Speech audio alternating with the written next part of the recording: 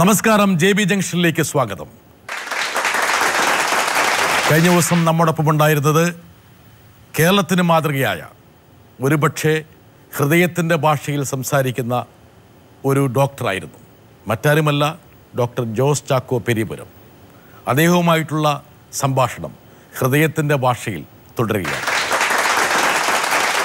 ഇപ്പോൾ താങ്കൾ എത്രയോ വർഷങ്ങൾക്ക് മുമ്പ് ഒരു ഹൃദയം എടുത്ത് കൊടുത്തപ്പോൾ ആ ഹൃദയത്തിൻ്റെ ഉടമയുടെ ആ വീട്ടിലെ അംഗങ്ങളുടെ പേര് പോലും താങ്കൾ പറഞ്ഞു. എനിക്കൊന്ന് എത്രയോ വർഷം മുമ്പുള്ളത് അല്ലേ? ഇതൊക്കെ എങ്ങനെ ഓർമ്മ വെക്കുന്നു ഡോക്ടർ? എല്ലാ സംഭവങ്ങളും എൻ്റെ മനസ്സിൽ ഉണ്ടാകണമെന്നില്ല. എന്നാലും ചില കാര്യങ്ങൾ, പ്രത്യേകിച്ച് എൻ്റെ ആദ്യ കാലഘട്ടങ്ങളിൽ, ഞാൻ ഇംഗ്ലണ്ടിൽ നിന്ന് തിരിച്ച് 97 വന്ന് എറണാകുളത്ത് മെഡിക്കൽ ട്രസ്റ്റിലാണ് ഞാൻ ജോയിൻ ചെയ്യുന്നത്. ആ കാലഘട്ടങ്ങളിൽ കേരളത്തിൽ ബൈപ്പാസ് ശസ്ത്രക്രിയ എന്ന് പറയുന്ന ഒരു സംഭവമേ വളരെ വിരളമായിട്ട് തിരുവനന്തപുരത്ത് മാത്രം നടക്കുന്നൊരു ശസ്ത്രക്രിയ. എല്ലാവരും ചെന്നൈയിലും ബോംബെയിലും വിദേശ രാജ്യങ്ങളിലുമൊക്കെ പോയിരുന്ന ഒരു കാലഘട്ടം. ഒരു ആൻജിയോഗ്രാം എന്ന് പറയുന്ന ഒരു ടെസ്റ്റ് പോലും ചെയ്യാനായിട്ട് രോഗികളോട് പല മണിക്കൂറുകൾ സംസാരിക്കേണ്ട ഒരു സാഹചര്യം.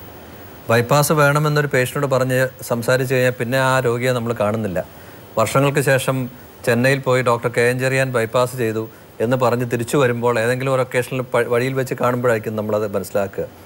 അങ്ങനത്തെ ഉള്ളൊരു കാലഘട്ടത്തിൽ ഏതെങ്കിലും ഒരു പേഷ്യൻ്റ് എന്നെക്കൊണ്ട് സർജറി ചെയ്യിപ്പിക്കാൻ ഒരു തീരുമാനം എടുക്കുകയാണെങ്കിൽ തീർച്ചയായിട്ടും എന്നെ സംബന്ധിച്ചിടത്തോളം ആ വ്യക്തിയെ ഓർക്കാതിരിക്കാനാവില്ല. അതുകൊണ്ട് എൻ്റെ ഇനീഷ്യൽ കാലഘട്ടങ്ങളിൽ 97 ഞാൻ ആദ്യമായിട്ട് കേരളത്തിൽ ബൈപ്പാസ് ശസ്ത്രക്രിയ ചെയ്യുന്നത്. അന്ന് മുതലുള്ള ഏകദേശം 2003, 2004 കാലഘട്ടം വരെ ഒരു വർഷത്തിൽ കൂടി വന്ന 200 അല്ലെങ്കിൽ 250 ശസ്ത്രക്രിയകൾ മാത്രം ചെയ്തിരുന്ന ഒരു കാലഘട്ടം. അതിന് മാത്രം നമ്പേഴ്സ് ബിൽഡപ്പ് ചെയ്യുന്നില്ല. അതുകൊണ്ട് ഓരോ വ്യക്തികളെയും, രോഗികളെയും, പലപ്പോഴും അവരുടെ കുടുംബാംഗങ്ങളെയും, അവരെ മാത്രമല്ല, ഞാൻ ആ കാലഘട്ടങ്ങളിൽ ഇപ്പോഴും ഉണ്ട്, എല്ലാ പേഷ്യൻസിനും എൻ്റെ ടെലിഫോൺ നമ്പർ, മൊബൈൽ നമ്പർ കൊടുക്കുമായിരുന്നു. രാത്രി 10 മണിക്കും 11 മണിക്കും. അത് സാധ്യമാണോ താങ്കൾക്ക് മൊബൈലിൽ സംസാരിക്കാൻ? ഇന്നും ആക്ച്വലി മൊബൈൽ നമ്പർ എല്ലാവരുടെയും കയ്യിലുണ്ട്. പക്ഷേ അത്രയും സാധിക്കാത്തത് കൊണ്ട് തന്നെ എന്നെ സപ്പോർട്ട് ചെയ്യുന്ന ഒത്തിരി സ്റ്റാഫ് എനിക്കുണ്ട്. ഉദാഹരണത്തിന് ലക്ഷ്മി ഇവിടെയുണ്ട്.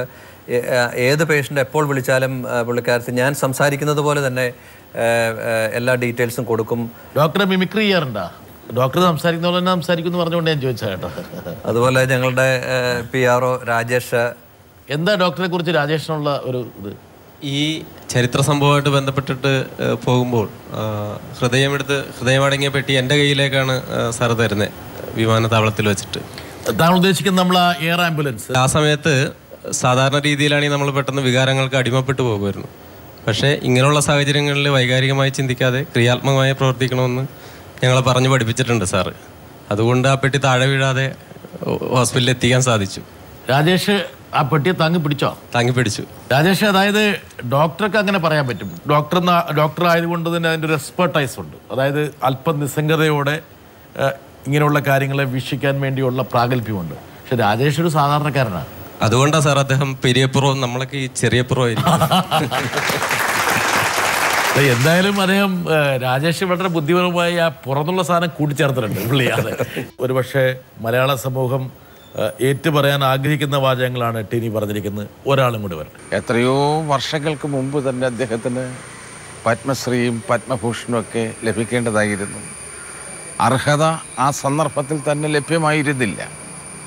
വൈകിയാണെങ്കിലും പിൽക്കാലത്ത് അദ്ദേഹത്തിന് അർഹത ലഭിച്ചു എന്നുള്ളതിൽ നമുക്ക് അഭിമാനിക്കാനും സന്തോഷിക്കാനും കഴിയും. ഇനിയും നാടിൻ്റെ അംഗീകാരം കൂടുതൽ അർഹിക്കുന്നു.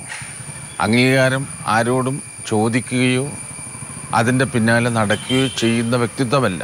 അതേസമയം സമൂഹം അറിഞ്ഞ് അംഗീകരിക്കുക എന്നുള്ള ഏറ്റവും മഹത്തായ ദൗത്യം കേരളം നിർവഹിക്കേണ്ടതായിട്ടുണ്ട് എന്നാണ് എനിക്ക് പറയാനുള്ളത്. അംഗീകാരങ്ങൾ ഡോക്ടർ വൈകി വന്നു എന്നാണ് ശർമ്മ പറയുന്നത്. പക്ഷെ താങ്കൾക്ക് അതിലൊന്നും ശ്രദ്ധയില്ല.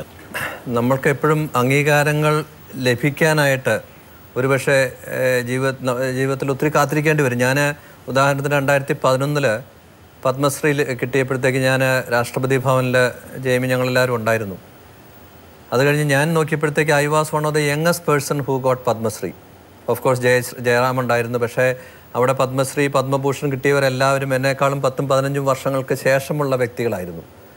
അപ്പോൾ ഒരു ഡോക്ടർ എന്നെ വിളിച്ചിട്ട് പറഞ്ഞു, ഡോക്ടറെ ഈ പത്മശ്രീ കൊടുക്കേണ്ടത് ഇച്ചിരിയുടെ ചെറുപ്പത്തിലല്ലേ? അപ്പോൾ ഞാൻ ചോദിച്ചു എന്താ?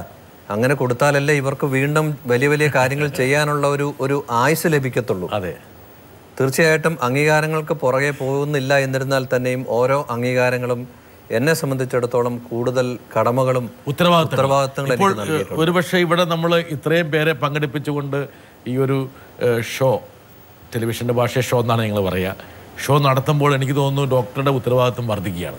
തീർച്ചയായും ഇത്രയും ആൾക്കാരുടെ ബഹുമാനവും അല്ലെങ്കിൽ അവരുടെ സ്നേഹവും ഒക്കെ ഡോക്ടറിലേക്ക് ഞങ്ങൾ പകർന്നു തരുമ്പോൾ ഞങ്ങൾ ഡോക്ടറുടെ ചുമലിൽ വേറൊരു ഭാരം, ഉത്തരവാദിത്വത്തിൻ്റെ ഭാരം ഞങ്ങൾ അങ്ങോട്ട് തരികയാണ്. ആ ഒരു റിയലൈസേഷൻ ഡോക്ടർക്ക് ഉണ്ടല്ലോ അല്ലേ? തീർച്ചയായിട്ടുമുണ്ട്.